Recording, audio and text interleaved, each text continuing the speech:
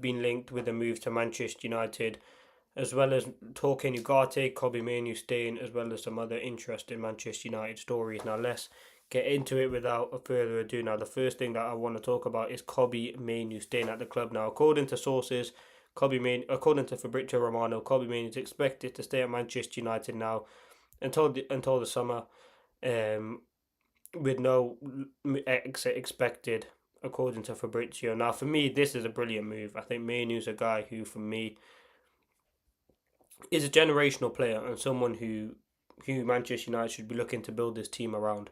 I think he's a player who, especially in that Man City game, was one of United's best players in my opinion. His hard work rate, his quality on the ball and possession, and his ability in the final third was something that was very, very positive. Now, if I look at his quality and I look at what he has to offer for this team, it is something that is quite unique. I think the talent is certainly there, and I think him staying is only a good thing. Now, he has a contract until 2027, and I think he'd want to improve his salary as well. I think he's on about 20 grand a week, and he believes he deserves more, which he is probably right, to be fair. Now, what I would say about Mainoo is, I think the change of formation helped him. It was sort of United backing Amorim and getting rid of Kobe Mainoo looked like would be the sort of most likely thing to happen. Obviously, then Amorim got sacked, and now it's looking like Mainoo would be staying at the club, which I'm happy about. I think he's a player who, again, as I said, has a lot more to give. I think now, in terms of a personal ambition for him, the aim would be to get into that World Cup squad with England. It's a tough spot. I mean, you look at sort of the quality of players England have in that midfield: Wharton, Rice, Anderson, Bellingham. Alex Scott, someone who's been in there as well. I'm not saying these are players that are necessarily going to be guaranteed, but in and around it, Bellingham, as I said, Palmer, Morgan Rogers, Anderson, as I mentioned, Rice, Mainoo. It'd be difficult for him to get in there, but he's got 16 games left in the league, which I'm hopeful he'll start quite a few of them, because you need his quality in the game. And I think most importantly, I think what he adds to this team in terms of, he's an outball. He's someone who, again, against City was phenomenal. I mean, it was a typical Kobe Mainoo performance, and I think someone who's now staying at the club.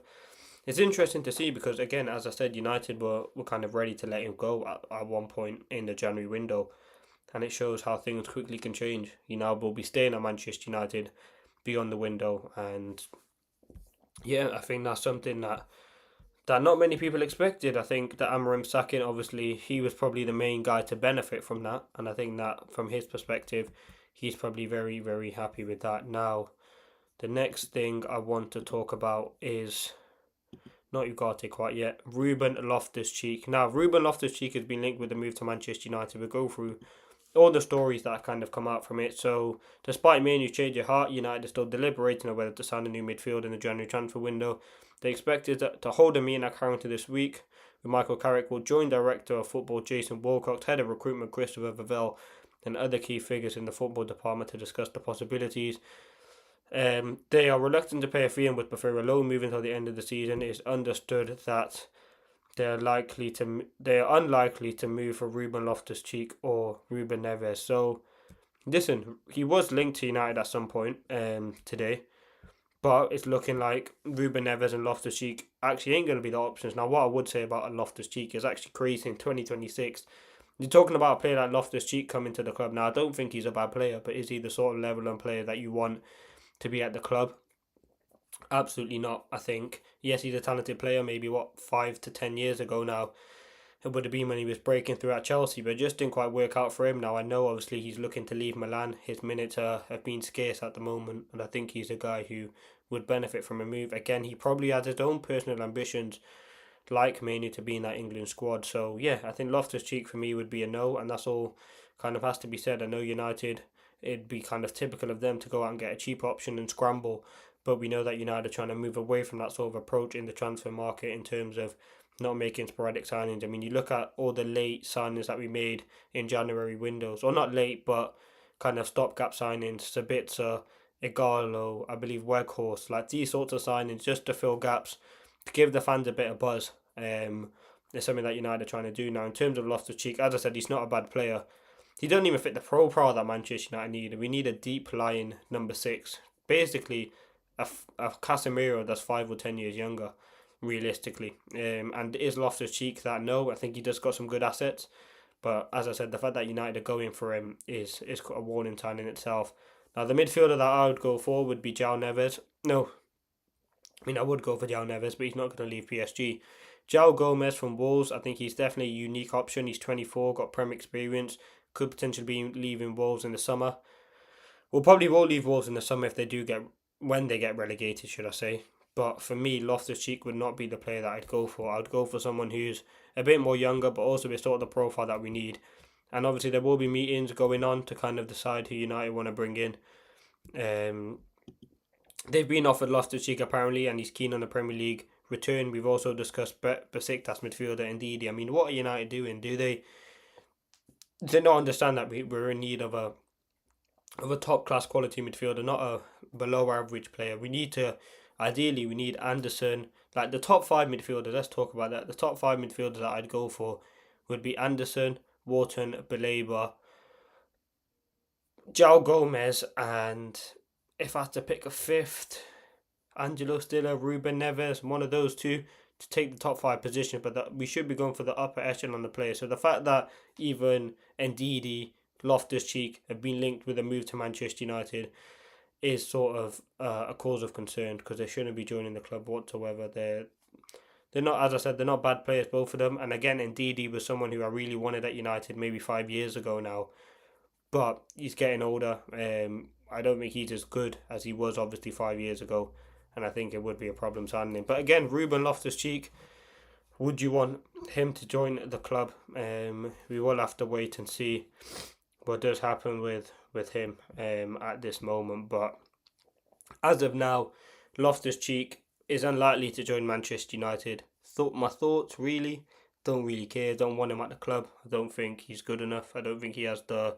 I don't think he would even be an improvement on this squad. I mean, in terms of the midfielders that we have, he's definitely better than Ugarte. I don't think he's better than Casemiro. He's definitely not better than Mainu or Bruno. So the only player he would be significant upgrade on would be Ugarte, and I don't think it's really hard to upgrade him, to be honest. But yeah, he's not the sort of profile that we need. We understand that United are exploring their option for a midfielder to potentially come in January.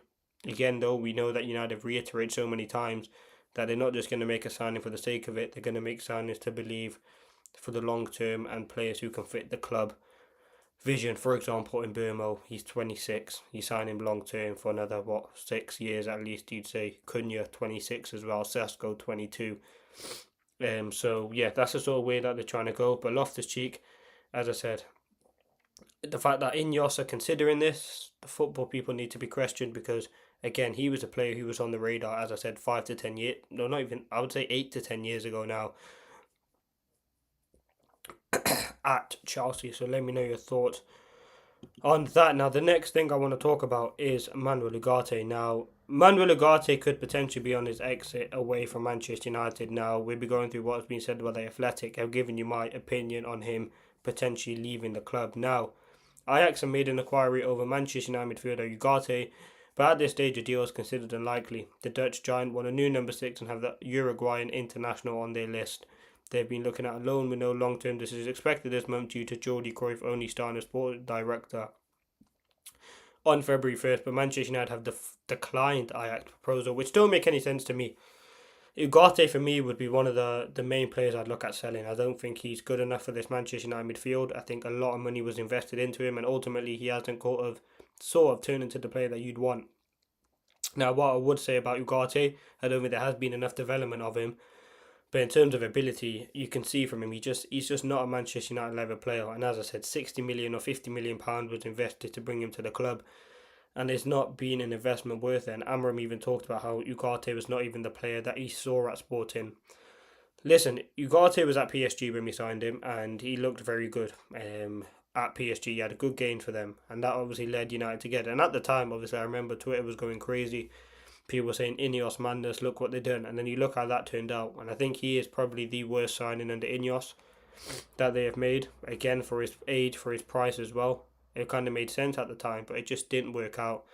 And I think looking at clubs to kind of potentially get him, we've seen Ajax being linked now. I don't know why they declined it. Potentially because they're not able to find a replacement would probably be the main logical reason why they've declined it. In terms of other reasons, potentially for FFP, but I don't think that'd make any sense. I just think United don't want to go out and get a replacement, and I think we're 20 days into the window now. You don't really want to be scrambling around in the last 10 days to find a midfielder, really. And I think United don't want to be wasting money.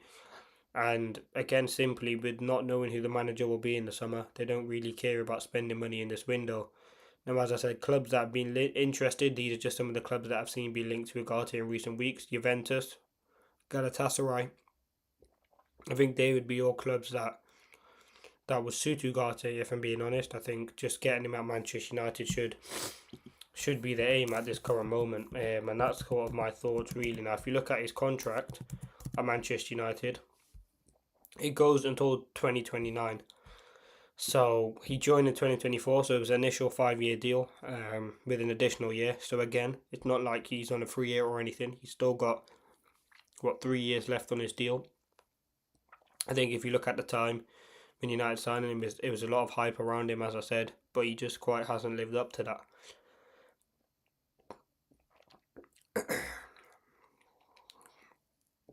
And I would certainly look at selling him.